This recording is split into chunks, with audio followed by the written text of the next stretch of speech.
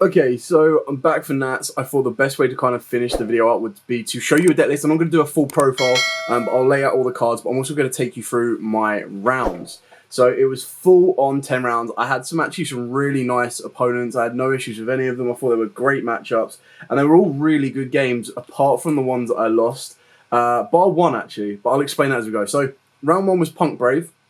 I was playing 60 card P.u.n.k Therion Brave, and the reason I did this is, obviously, the P.u.n.ks and Braves are insanely good. I really wanted to play Therions because I just like the idea of them. And I was like, well, if I have the ability of getting a Therion to the grave, I can play under Scythe. I can play under all the locks, and not a lot of people are expecting all three together. And actually, this came out a couple of times, like actually playing the Therions as a like on their own. I then faced Sword Soul, Drytron, and then my first loss was P.u.n.k Brave, and that was against Raphael Neven. He won the dice roll. He built a really good board.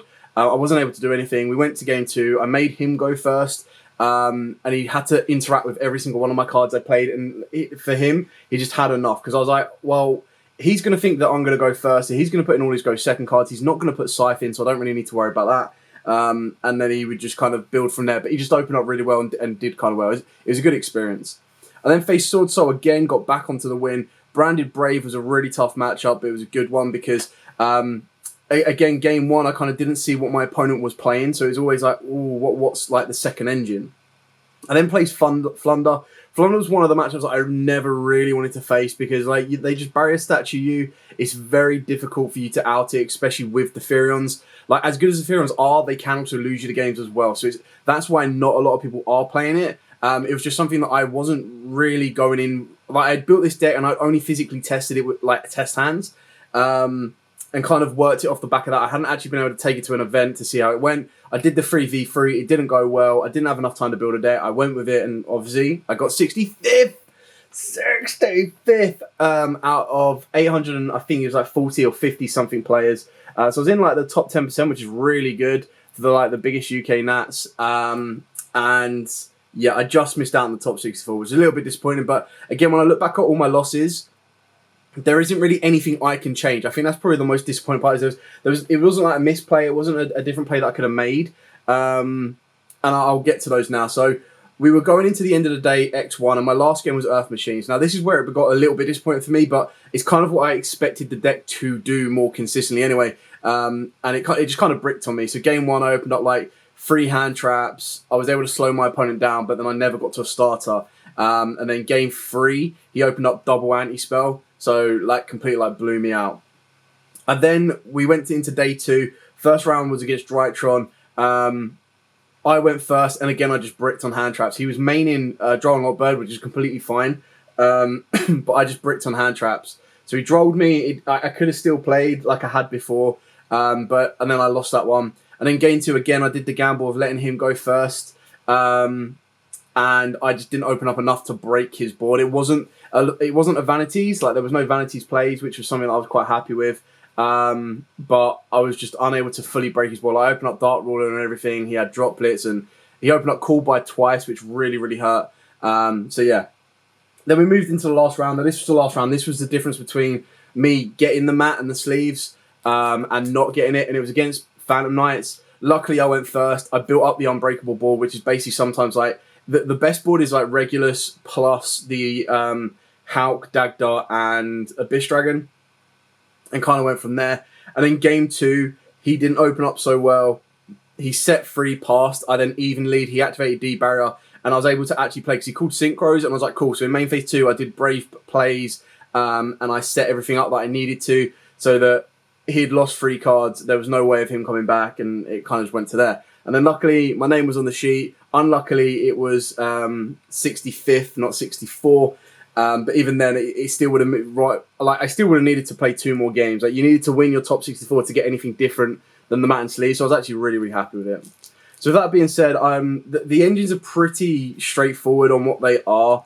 I'll explain any of the differences that we go over them. So obviously with the Enchantress matchup, the only thing that is different, or the Enchantress lineup, the only thing that's different is that there's 2 rights. And the reason for that is you kind of want to see the War Enchantress more than the rights.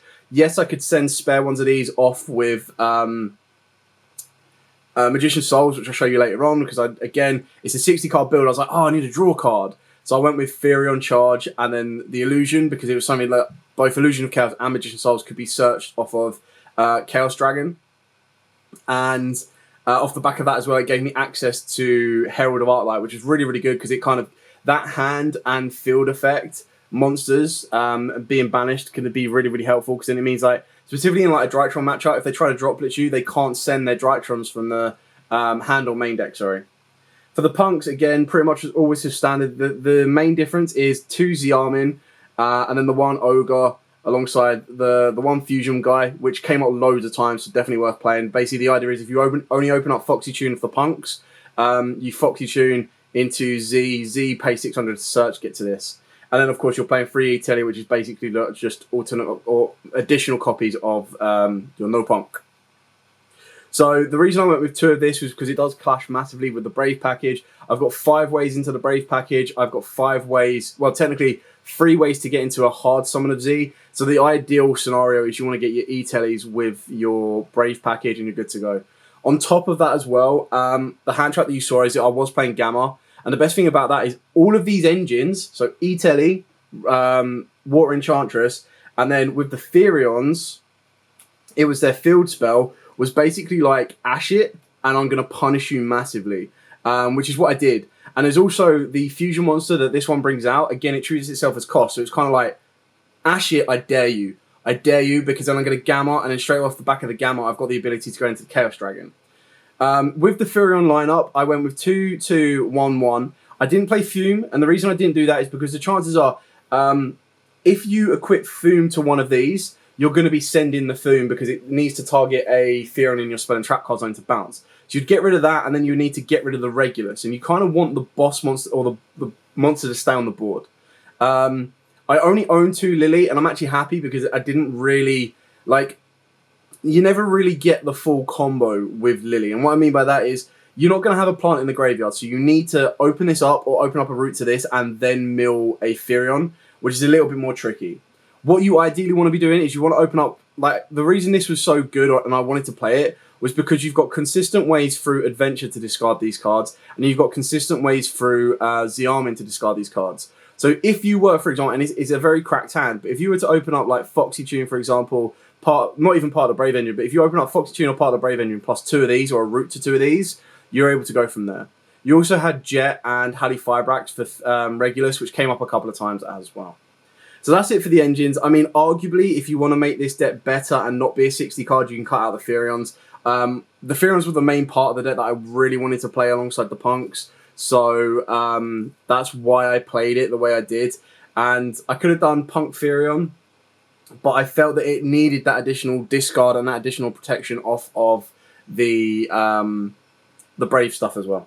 So for the hand trap's Gamma. Gamma was MVP. This card was so good. It won me the branded matchup because my opponent tried to ash my Illusion of Chaos in hand while I had no monsters. So Illusion of Chaos was another card as well that was kind of like, okay. And the only times I really lost is when my opponent ashed this. So they held their ash for this. So again, it was really good because this was also an aggressor and it was a defender. And there was a lot of games where I won because I gammed their Mo-Yi or I gammed their monster.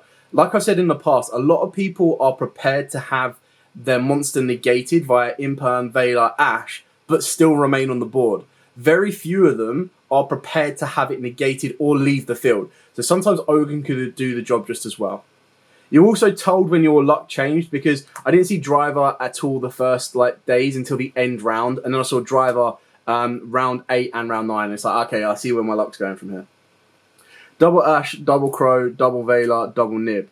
Now, Nib was something that I was determined to get into the deck right towards the end as well, just before I built it, because it's searchable. Not a lot of people are expecting Nib in the main. Plus, if people were to main Nib, surprise, surprise, I was actually maining Crossout. Less of the Caught by the Grave, but I was maining 2 Crossout. Now, I went with the 2s of these because I didn't want to see multiples in my hand. The only one that I didn't mind seeing multiples of were the Veiler, and the only reason you play Veiler and Crow is because they were good excavations off of the Chaos Dragon. I didn't want to see 3 Ashes, so the 2 ratio worked out really, really nice for me, and the best thing about the crossout is because not only could I hit the hand traps that were going to hurt me the most, but I could then also hurt my opponent. The other thing with crossout as well is I was kind of like, well, if my opponent does droplet and they don't send a spell, if I've got my hot red Abyss on the board, all I need to do is chain crossout and then call droplet. That would be great. And then with Dark Crawler, I could also chain crossout. Call in anything you want. It doesn't actually have to be at that moment in time. You can send a Rite of Armor Assyria so they can't then spawn their tokens. You could use War Enchantress. You can pretty much call a load of generic stuff anyway. And this crossout put in a lot of work when I saw it. Then for like the draw engine, obviously you saw the Therion charge. It was 2 Illusion and 2 Souls. Like I had to represent Dark Magician in the deck. Again, ultimately, if you cut one of the engines, you can cut this as well. And then you got the one of little mini power cards of Snow, Jet. Again, didn't see either of these in my hand until right at the end. Or when I did see Snow, I had Foxy Tune to get rid of it. So again, right at the end, that's when the deck started to go, you know what, this is where we're getting into territory. The best thing about 60 card as well is you've got to bury your bricks, because like you don't ever actually want to see these in your hand. These were actually being sided out a lot. So I'll show you the side deck in a minute as well.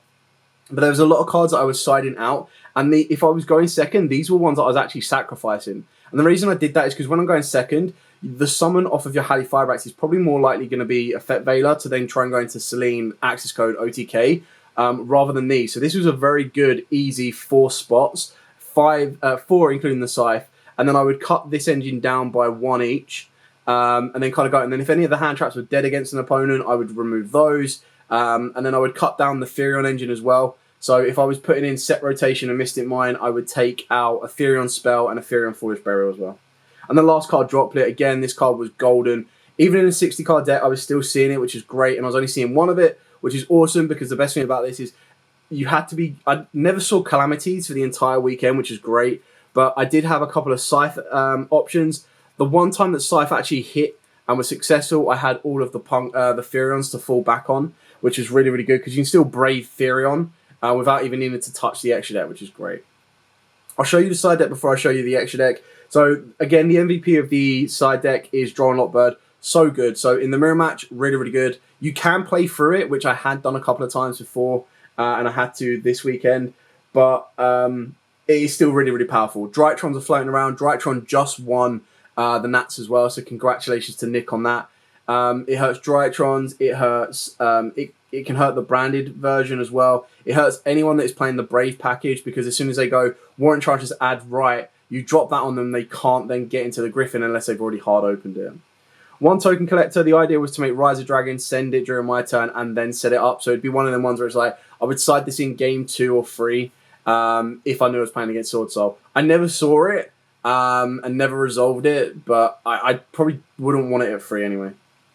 Again, because I was playing a 60 card deck, I wanted to try and make everything like this that wasn't searchable, wasn't findable as free ofs. But the way I had to kind of fall back onto it at the end was I was like, right, well, 2 Dark Ruler will be fine because I've got 3 droplets. So I've got 5 ways of turning my opponent's board off so I don't get, with the new priorities, that the first thing in main phase has to come from the turn player. It was a good way to try and stop being properly scythe-locked. Twins, I never saw them, but obviously the idea was, again, because I played a lot of, a few back row decks actually, like the only times I'd want to see this was against early doors against Flunders, because then you hit their trap and you hit their field spell before they can start triggering them during the standby rather than the main. And then there was a couple of times where I wanted them against the matchup, because I'd activate the Twins, the Brave Engine, because you'd activate this and then get rid of their back row. Set Rotation and Mystic Mine, again, like, it is what it is. There were times where it's like you have to activate Set Rotation, you give them the Therion Disc Colosseum, you give yourself Mystic Mine, you activate it. Not only does it stop them playing field spells unless they activate the Therion Colosseum, but it also gives you time to rebuild your board. The one time I did activate this, my opponent top decked half his Feather Duster and just blew it out. I was like, okay, cool. But this is only in here for you to regain resource, control your opponent's board, clear it off, and then go from there. Triple Evenly Match puts in just as much as work as it always did. And then the last card was 2D Barrier. never saw it, and I very rarely put it in because my tactic actually ended up changing. There was a couple of games where I was like, right, well, if I'm going into game 3 or I'm going into game 2 and my opponent is more times than not going to expect me to go first because I'm playing Cyflock or anything like that, I switch it up on them, and that's where I was putting in, majority, more times than not, these were the cards coming in. So I would pretty much put nearly 10 cards in every other game, give or take. And then, like I said, the 10 cards that I was taking out were Scythe plus the 3 Rose cards. If these were coming in, it was 2 of the Therion cards straight away. So that's 6 cards covered. And then the last 4 cards would be 1 Souls, 1 Illusion, and then whatever else needed to kind of be taken out or changed. And then just onto the extra as well. The 1 P.u.n.k fusion, it comes up more times than not, so you kind of play it unless you're changing the way you're going to, like changing the version of the deck. Access Celine, Hulk, Dagda. A last minute addition is I was going to play the P.u.n.k Synchro, but I opted for Anima, and I'm so glad that I did, because again, in the branding matchup, they didn't even expect it, activated it, they put their monster there, I stole it, and it helped me push the game. Psychic and Punisher made it once, won me the game. Other than that, I probably more went for this route here. Baron, you make it so many times. The only card that I probably missed was there were a couple of times where I actually had Baron already, and still had its Omni Negate, and then I had the Hulk into TG Pop Scythe route, but I didn't have another level 10 to go to, so it was an option. Riser, never really made it properly, just because it required the token plus the level 3. And even then, like, the best thing I did was send in Snow off it, or the more consistent thing I did was send Snow off it rather than Token Collector, but it does put in work. Abyss Dragon didn't make it as much as I wanted to, because again, you would, like, if this wasn't going to guarantee me the matchup, I would then go Dagda Scythe play, because what this loses to is the exact same thing that these lose to, whereas these locking out the extra is just so much more powerful. Chaos Dragon, best card hands down, so good, only if the mills are good. There are a couple times where it's like mills, you don't really care, but then there was a matchup that, again, you knew the luck was changing. When I opened up all hand traps, and then the first chance I had the ability, I chose to go into this rather than Hulk, and my mills were Droll, Ash, and 2 P.u.n.k cards, and a spell. I was like, okay, I see where this is going. Herald, put in a lot of work, and then Zeus and Ding, never used either of these, never made either of these. I would probably cut these out. I kind of wanted them in here for that odd chance where it's like, okay, well, I'm actually going to go Dear Note to revive a level 8, mill the cards, overlay into Ding, send a card, attack with Ding, make Zeus, and then I've got the ability to completely clear an entire board after a droplet or a dart ruler. So I mean, probably that's what I should have done against the Drytron matchup, to be fair, is I probably should have, rather than bring back the... Oh no, because I didn't make it with Dear Note, that was the issue. Anyway, that was it. So... I'm probably going to retire the deck, and what I mean by that is, like, it's done what I needed it to do, or wanted it to do. It is just 60 cards of the strongest cards around right now. It doesn't need to be 60 cards. It can heavily be adapted and changed.